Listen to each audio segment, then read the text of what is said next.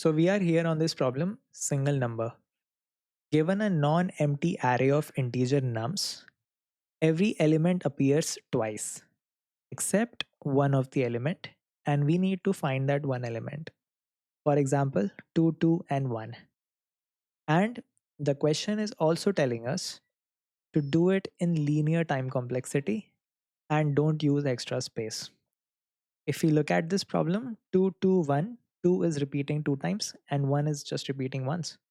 If we look at this question, 4 is just one time repeating and other 1 and 2 are repeating twice. So they would be rejected and the solution is 4 over here. In this one, 1 is just repeating once, not twice. So 1 would be a solution.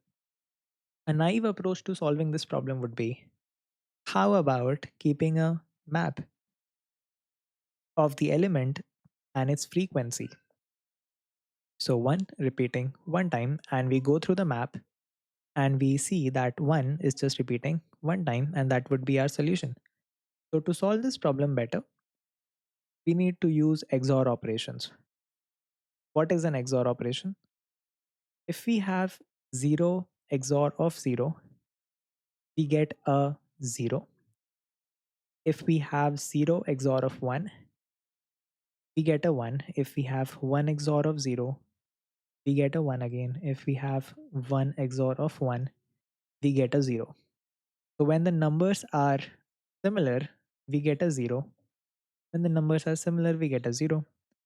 When they are different, we get a 1. So let's take a look at this example. What would be 2 and 2? They would have similar bits, right? It would be 1 0 and 1 0. So when you take an XOR of these two numbers, that would always result into 0 0. So because similar numbers cancel out each other. And then you have 1 left. So XOR with 1 would be 0 1, different numbers, 0, and over here 0. So you have a 1.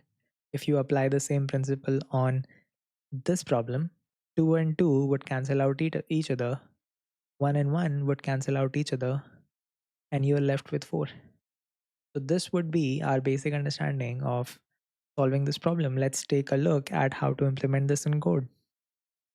So I'm here in the code editor. I'm given this function single number.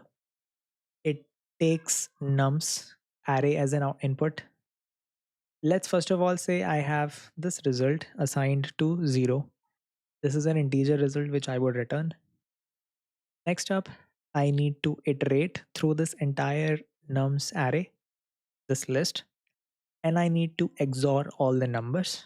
So I can do that like for n in nums, I need to XOR with results, result XOR n.